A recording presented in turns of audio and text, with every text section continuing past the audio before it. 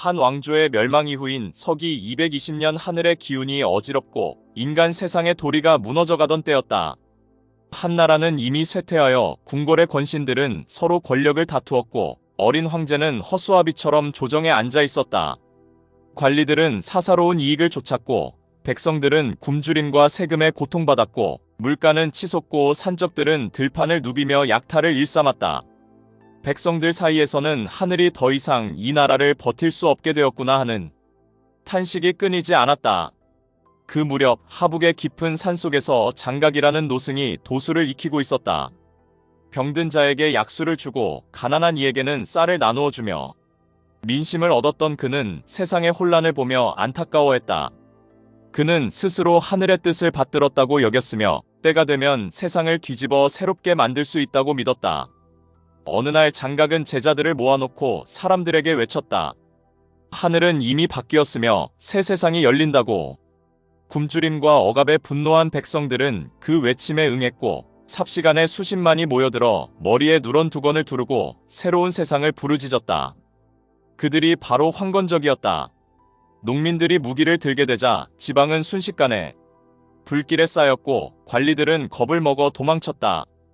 각 지역의 장수들은 봉기를 막으려 하였으나 역부족이었다.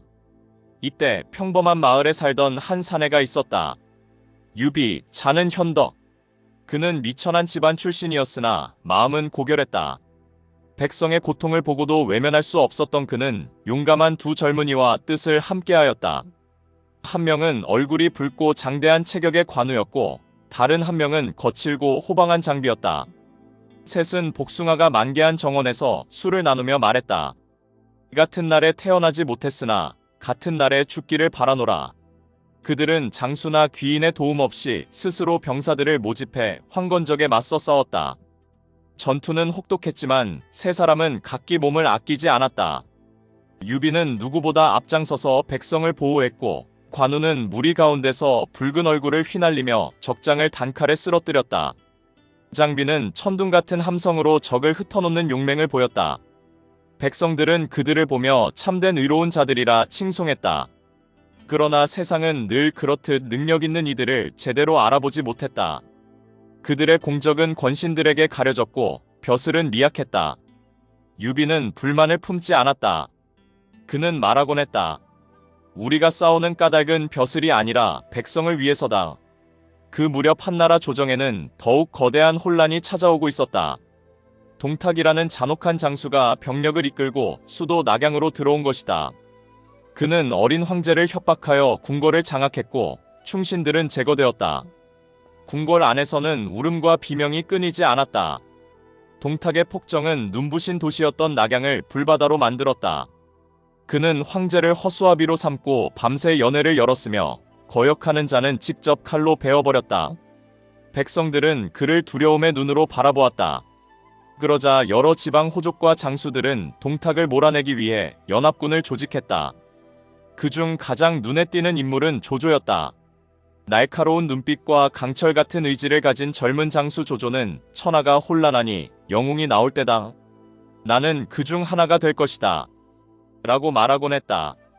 그의 말은 오만하고 거만하게 들렸지만 그에게는 남다른 식견과 야망이 있었다. 조조는 동탁을 몰아낼 연합군의 중심이 되었고 전국의 호족들이 그에게 힘을 보탰다. 유비 역시 작은 군대를 이끌고 연합군에 참여했다. 하지만 연합군은 겉보기와 달리 단단하지 않았다. 각자의 이익을 우선시하며 협력하기를 꺼렸고 동탁은 그 틈을 타 도망쳤다. 연합군은 결국 흩어졌고 조조와 유비는 각자의 길을 가야 했다. 조조는 황제를 등에 업고 허도의 도읍을 세웠다. 그는 자신이 황제를 보필하며 나라를 바로잡겠다고 했으나 속으로는 천하를 손에 넣을 기회를 노리고 있었다. 유비는 이를 지켜보며 생각했다. 조조는 천하를 다스릴 재능이 있으나 그 마음속에는 늑대가 숨어있다. 조조 역시 유비에 대해 경계하고 있었다. 비록 작은 병력을 갖고 있을 뿐이지만 유비의 마음에는 다른 이들이 가지지 못한 인의가 있었고 그것은 큰 세력을 일으킬 수 있는 씨앗이 될 수 있었다. 이때 천하의 무장이라 불린 여포가 조조와 유비 앞에 나타났다. 여포는 날렵한 말 적토마를 타고 삼지창을 빙글 돌리며 적군 사이를 누비는 자였다. 그의 용맹은 누구도 따라올 수 없었고 적들은 그의 이름만 들으면 두려워 떨었다. 하지만 그에게는 치명적인 단점이 있었다. 의리가 없고 욕망에 쉽게 흔들리는 성정이었다. 그는 3번이나 주군을 배신했고 결국 조조에게 붙잡혔다. 여포는 사정했다. 나를 살려주시오. 함께 천하를 나누어 가질 수 있소이다. 그러나 조조는 냉정하게 말했다. 능력은 뛰어나나 신의가 없다. 그런 자를 누가 믿겠는가? 여포는 그 자리에서 생을 마감했다. 조조는 북쪽으로 진군해 마침내 원소와 맞붙었다.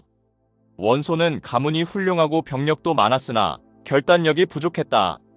관도에서 벌어진 전투는 단순히 군대의 수가 아니라 지략의 승부였다. 조조는 오소라는 원소의 식량 창고를 기습해 불태웠고 원소의 대군은 순식간에 혼란에 빠졌다. 그 승리로 조조는 북방의 패권을 손에 넣었다. 그러나 남쪽에서는 또 다른 세력이 힘을 키우고 있었다.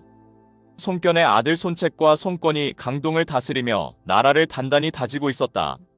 그들은 물자가 풍부한 강동의 지리를 이용해 강력한 세력을 쌓아가고 있었다.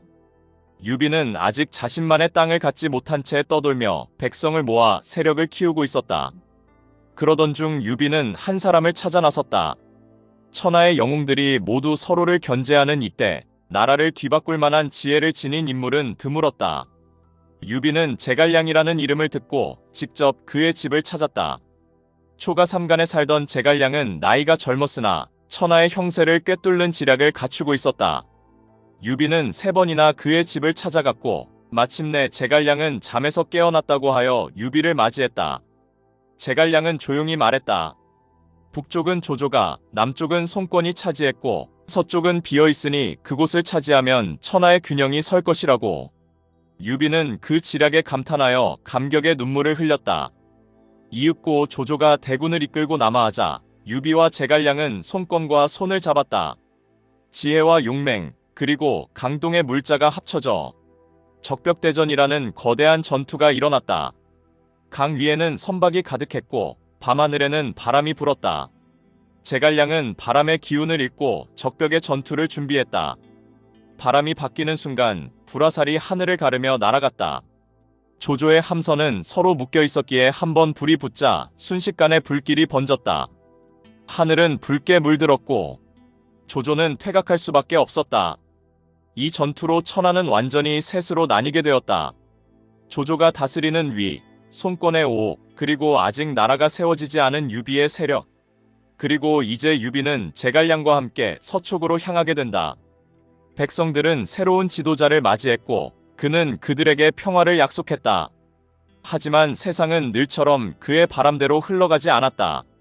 가까운 형제였던 관우가 적에게 포위되어 죽게 되고 그 소식은 유비의 마음을 갈라놓았다. 그는 하늘을 향해 통곡하며 복수를 맹세했지만 그 길은 패배로 이어졌다. 백제성에서 병에 걸린 유비는 마지막으로 제갈량을 부르며 나라를 맡긴 채 눈을 감았다. 유비가 세상을 떠난 뒤 성도는 깊은 슬픔에 잠겼다. 백성들은 거리를 메우고 그의 장례를 지켜보았다. 오랜 세월 떠돌며 나라를 일으킨 임금이었기에 노인들은 눈물을 훔쳤고 젊은이들은 그가 남긴 이야기를 서로에게 전하며 영웅의 죽음을 아쉬워했다. 하지만 슬픔 속에서도 나라는 굳건히 유지되어야 했다. 어린 유선이 왕위에 올랐고 모든 정사는 제갈량의 손에 맡겨졌다. 그는 밤낮을 가리지 않고 정치를 돌보았으며 작은 일도 소홀히 하지 않았다. 신하들은 그를 존경했고 백성들은 그에게 의지했다. 유비의 죽음과 동시에 촉한의 장수들 사이에도 동요가 일고 있었다. 장비는 본디 거칠고 강직한 성품이었으나 관우의 죽음 이후 마음이 점점 격해졌다. 그 슬픔을 이기지 못해 부하들에게 준엄하게 대하였고 결국 두 부하가 그의 칼을 두려워해 밤에 몰래 그를 습격하여 목을 베고 도망쳤다. 장비의 죽음 소식이 성도에 전해지자 제갈량은 깊은 한숨을 내쉬었다. 유비와 함께 나라를 세운 두 형제가 모두 떠난 것이다. 촉한의 국력은 두 장수의 죽음으로 크게 약해졌다. 그러나 제갈량은 슬픔에 빠질 시간이 없었다. 나라를 지키기 위해서는 더 큰 결단이 필요했다. 그는 조조가 죽고 조비가 즉위한 위나라의 혼란을 살폈다. 위나라는 겉보기에는 강대했으나 새 황제는 아직 기반이 약했다. 제갈량은 북벌을 결심했다. 그는 신하들을 모아 천천히 말했다. 나라가 세워진 지 얼마 되지 않았지만 위나라와의 전쟁을 피할 수 없으며 지금이 아니면 더 큰 기회는 오지 않을 것이라고. 그는 먼저 남쪽의 반란을 평정하기로 했다. 남중에는 여러 오랑캐 부족들이 있었고 그들은 촉한의 정권이 바뀔 때마다 반란을 일으키곤 했다. 제갈량은 군대를 이끌고 남쪽으로 향했다. 그곳의 풍습은 북쪽과 달랐고 사람들은 강과 늪을 따라 마을을 이루며 살아가고 있었다. 습하고 더운 기후는 군사들에게 큰 시험이었다. 하지만 제갈량은 백성의 마음을 얻는 데 능했다. 그는 병사들에게 약탈을 금했고 부족장들과 대화를 나누며 그들의 불만을 하나씩 해결했다. 때로는 전투가 일어났지만 그는 필요 이상으로 피를 흘리지 않았다. 남중을 평정한 뒤 그는 땅을 안정시키고 그곳의 인재들을 기용했다. 그중 맹액이라는 장수는 7번이나 잡혔다가 7번 모두 풀려났다. 맹액은 처음에는 제갈량을 속이려 했지만 제갈량의 진심과 너그러움을 보고 결국 마음을 바꾸었다. 남중은 촉한의 든든한 동맹이 되었다. 제갈량은 그의 부하들에게 말했다. 남쪽이 안정되었으니 이제 북쪽을 향할 때라고. 제갈량의 북벌 준비는 치밀하고 신중했다. 그는 성도에서 관문을 지나 한 걸음씩 나아가며 나라의 물자를 정리했다. 백성들에게 과도한 부담을 주지 않기 위해 세금을 늘리지 않았고 병사를 함부로 징집하지도 않았다. 오히려 땅을 개간하고 곡식을 저장하여 전쟁에 대비했다. 나라의 신하들은 제갈량의 부지런함을 존경했다. 그는 새벽이 되기 전에 일어나 밤늦게까지 정무를 보았고 직접 밭을 살피며 곡식이 잘 자라는지 확인하곤 했다. 마침내 북벌이 시작되었다. 제갈량은 정예병을 이끌고 기산으로 향했다. 군사들은 공명의 깃발 아래 질서정연하게 움직였다.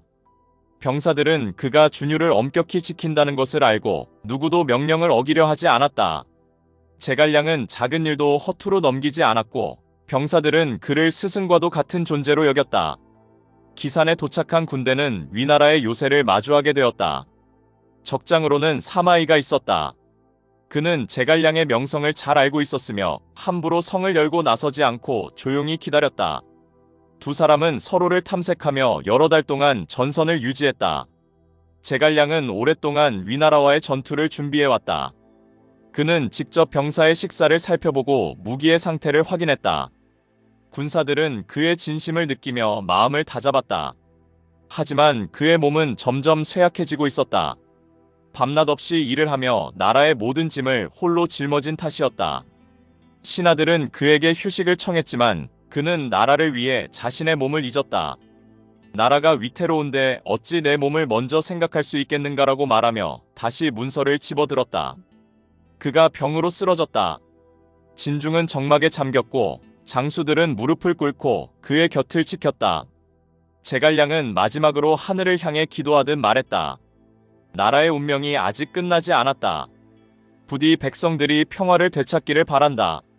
그는 등불을 바라보며 지팡이를 손에 쥐고 있었다. 그러나 바람이 불어 등불이 꺼지자 그의 숨도 조용히 멎었다. 장군들은 깊은 슬픔에 빠졌다. 그것은 한 시대의 끝이었고 촉한의 심장이 멈추는 순간이었다. 제갈량의 죽음 소식은 성도에 전해졌고 사람들이 거리에서 통곡했다. 유비와 함께 나라를 세운 이가 모두 떠난 것이다. 어린 황제 유서는 슬픔을 이기지 못한 채 주저앉았다. 나라의 기틀은 무너졌고 신하들 사이의 다툼이 시작되었다. 어떤 이들은 제갈량의 정책을 따르려 했고 어떤 이들은 사사로운 이익을 위해 나라의 재물을 빼돌렸다. 촉한은 눈에 띄게 약해지고 있었다. 한편 위나라에서는 사마이가 점점 실권을 손에 넣고 있었다. 조비와 그 뒤를 이은 황제들이 정무에 능하지 못하자 사마이는 그 틈을 타 조정의 권력을 장악했다. 그는 겉으로는 충성을 말했으나 속으로는 누구도 믿지 않았다. 그는 기다릴 줄 아는 사람이었고 기회를 놓치지 않았다. 사마이는 신중하고 침착했으며 항상 한 발 앞을 예상했다. 그의 손에 위나라는 점차 조씨의 나라가 아니라 사마씨의 나라가 되어가고 있었다. 유비의 아들 유선은 능력이 부족했지만 마음이 약했다. 그는 문제를 해결하기보다 주변 사람들에게 결정을 맡기는 경우가 많았다. 결국 나라의 권력은 점점 산산이 흩어졌고 장수들은 각지에서 힘을 잃어갔다. 제갈량이 생전에 키워놓은 강유만이 북방을 지키며 마지막까지 위나라에 맞서 싸웠다. 강유는 뛰어난 장수였으며 공명의 가르침을 충실히 따랐다. 그러나 혼자서는 나라를 지키기에는 힘이 부족했다. 사마이의 아들들과 손자들은 위나라 조정을 장악하고 결국 조씨의 황제를 폐위시키고 진이라는 나라를 세웠다. 진나라는 강대한 군세를 갖추고 있었으며 이제 남쪽의 촉과 오를 차례로 집어삼킬 준비를 하고 있었다. 촉하는 이미 오래 버티기 힘든 상황이었다. 강유는 온 힘을 다해 나라를 지키고자 했으나 지쳐가는 나라의 백성들과 장수들은 그의 뜻을 끝까지 따르기 어려웠다. 이 땅에서 다시 큰 싸움이 일어나려 하고 있었다. 천하의 판도는 이미 크게 기울었고 마지막 연기가 산천을 가득 채우고 있었다. 진나라가 북방에서 강대한 힘을 기르며 남쪽을 바라보는 동안 촉한의 국력은 점점 쇠락해갔다. 오랜 전쟁으로 백성들의 삶은 피폐해졌고 세금은 늘어났으며 도시 곳곳에는 빈집이 늘어갔다. 장수들은 서로의 공을 시기하며 다투었고 조정의 신하들은 혼란에 빠졌다. 왕인 유선은 갈피를 잡지 못하고 나라의 흥망은 점차 바람에 흔들리는 등불처럼 불안해졌다. 그러나 촉에는 아직 꺼지지 않은 불꽃이 하나 있었다. 바로 강유였다. 그는 제갈량이 생전에 가장 믿고 가르쳤던 장수였으며 지략과 용맹을 겸비한 사람이었다.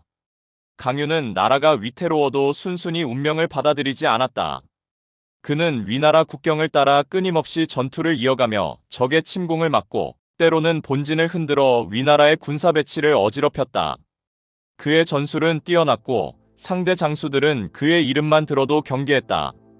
강유는 비록 나라의 상황이 절망적이었으나 언젠가 촉한이 다시 힘을 회복할 수 있으리라는 희망을 놓지 않았다. 그는 성도의 조정에 편지를 보내 전쟁을 멈추지 말아야 한다고 건의했다. 백성들에게 지나친 부담을 주지 않는 한도 안에서 군세를 유지해야 한다고 주장했다. 그러나 조정은 이미 냉랭했다. 신하들은 강유의 전쟁을 부담으로 여겼고 조정의 주요 자리들은 이미 부패해 있었다. 많은 이가 자신의 안위만 걱정하며 나라의 미래에는 관심을 두지 않았다. 그럼에도 강유는 물러나지 않았다. 그는 적의 본거지를 향해 수차례 공격을 시도하며 끊임없이 위나라의 긴장을 더했다. 그의 전략은 종종 성공했고 그 덕에 촉하는 몇 년간 위나라의 대규모 침공을 피할 수 있었다. 그러나 나라 전체가 쇠락하는 가운데 그가 혼자 모든 것을 지켜낼 수는 없었다. 백성들은 점점 지쳐갔다. 전쟁은 짙은 그림자처럼 모든 이들의 삶 위에 드리워졌다. 한편 오나라 역시 강동에서 내분에 시달리고 있었다. 송권이 죽고 난 뒤 그의 아들들이 서로 왕위를 두고 다투었으며 장수들은 권력을 잡기 위해 서로 배신을 일삼았다. 강동은 부유하고 물산이 풍부했지만 정치의 혼란은 심각했다.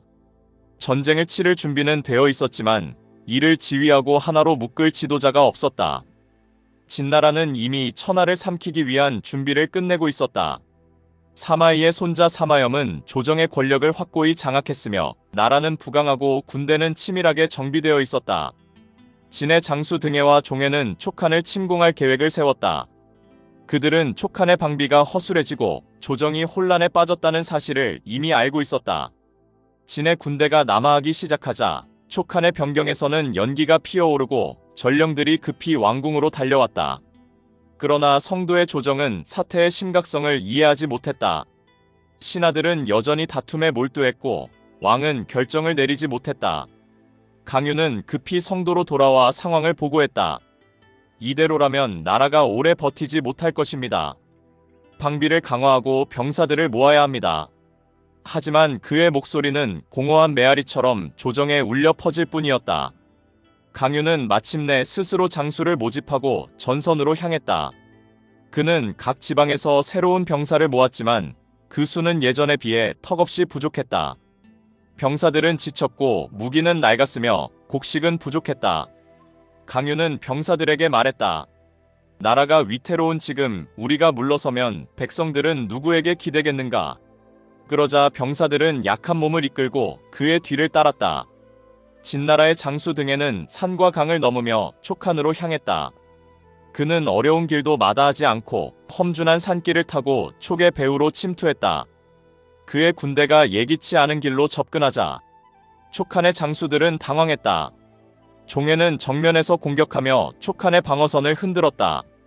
두 장수의 협공은 촉한에게 큰 타격을 주었다. 강유는 마지막까지 싸웠다. 그는 병사들과 함께 좁은 골짜기에서 적에게 맞섰고 산비탈에서 화살비를 쏟아부었다. 하지만 적의 수는 끝이 없었고 촉한의 병력은 점점 줄어갔다. 그의 검은 피와 땀으로 젖어 있었고 마른 숨을 헐떡였다. 그러나 그는 결코 뒤를 돌아보지 않았다. 그의 눈에는 단지 나라를 지켜야 한다는 마지막 의지가 깃들어 있었다. 마침내 성도의 진의 군대가 다가왔다. 성도 안의 신하들은 두려움에 떨었고 왕은 공포에 눌려 결정을 내릴 수 없었다. 백성들은 성벽에 몰려들어 불안한 눈빛을 교환했다. 결국 유선은 항복을 결심했다. 그는 나라를 위해 마지막까지 싸우려는 의지도 없었고 나라를 묶을 의지도 없었다. 그가 항복하자 성도의 문은 조용히 열렸다. 강유는 항복 소식을 듣고 깊은 절망에 빠졌다. 그는 자신의 삶 전체가 무너지는 듯한 느낌을 받았다. 촉한은 유비와 제갈량이 세운 나라였다. 수많은 백성이 꿈을 걸었고 장수들은 목숨을 바쳤다.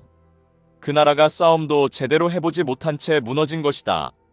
강유는 마지막까지 저항하고자 했으나 동료들이 그를 말렸다. 적들은 이미 성문을 열고 들어와 나라의 모든 것을 지배하고 있었다. 강유는 체념한 듯 칼을 붙잡고 조용히 말했다. 나라가 이미 무너졌으니 내가 살아 무엇을 하겠는가. 그는 적의 장수 등의 앞에 나아가 스스로 목숨을 끊었다. 그의 피가 대지 위에 흘러내렸고 촉한의 역사는 그 순간에 멈추었다. 성도의 사람들은 침묵 속에서 나라의 멸망을 받아들였다. 울음소리도 비명도 없었다. 나라가 무너질 때는 그렇게 조용한 법이었다. 사람들은 그저 하늘을 바라보며 오래전 유비와 제갈량이 걸었던 길을 떠올렸다. 장수들은 내려놓은 무기를 바라보며 그 무게를 느꼈다. 누군가는 아이를 품에 안고 먼 산을 바라보았다. 세상의 빛이 꺼지는 듯한 기분이 그들의 마음을 무겁게 짓눌렀다. 한편 오나라는 여전히 불안정한 상태였다. 내부의 반목은 깊어지고 장수들은 자신들의 영지를 지키기 위해 서로 경계했다. 백성들은 화려한 강동의 도시를 지키고자 했지만 지도자가 흔들리면 백성이 힘을 합치기도 어려웠다. 마침내 진나라가 마지막으로 강동을 향해 군사들을 움직이기 시작하자 오나라의 장수들은 대비하려 했지만 오랜 내부 갈등으로 이미 힘을 잃고 있었다. 강동의 강들은 여전히 흐르고 있었지만 그 위에 떠있는 배들은 점차 줄어들었다. 시장의 소리는 점점 잦아들었고 사람들은 다가오는 전쟁을 두려워했다. 그러나 그 어느 누구도 나라의 미래를 바꿀 힘을 가지고 있지 않았다.